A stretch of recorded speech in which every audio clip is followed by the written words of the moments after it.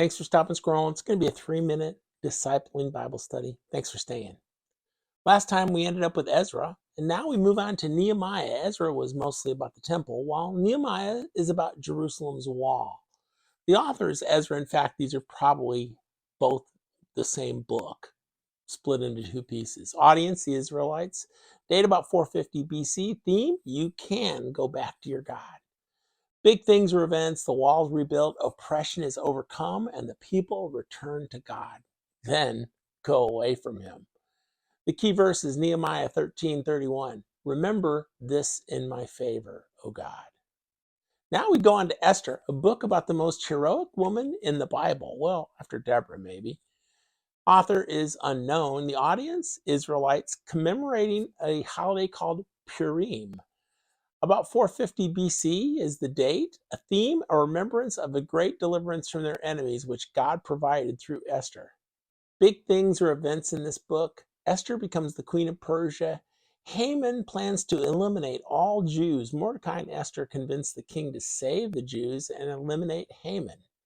Interestingly, God is never, ever specifically mentioned in this book. Key verse is Esther 4:14. Who knows if perhaps you were made queen for just such a time as this? Now, let's move from history to poetry or wisdom books and the book of Job. It's almost certainly the oldest material in the Bible. The author is possibly Job himself.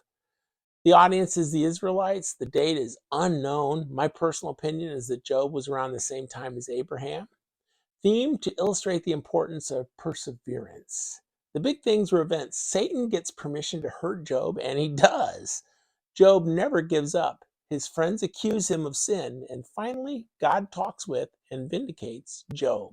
The key verse is Job 1:21. I came naked from my mother's womb, and I'll be naked when I leave. The Lord gave me what I had, and the Lord takes it away. Praise the name of the Lord. Almost too much for one day. The next book is Psalms, the songbook and blog of the Bible. The author is David, as well as many others. The audience, the Israelites. Date, it's over many, many years. It's the most frequently quoted book in the Bible. It tells of God's glory in detail, over and over. Key verses, Psalm 1:1. Oh, the joys of those who do not follow the advice of the wicked or stand around for sinners, or join in with mockers, but they delight in the law of the Lord, meditating on it day and night. God bless you. We'll talk to you next time on Day of Devotion.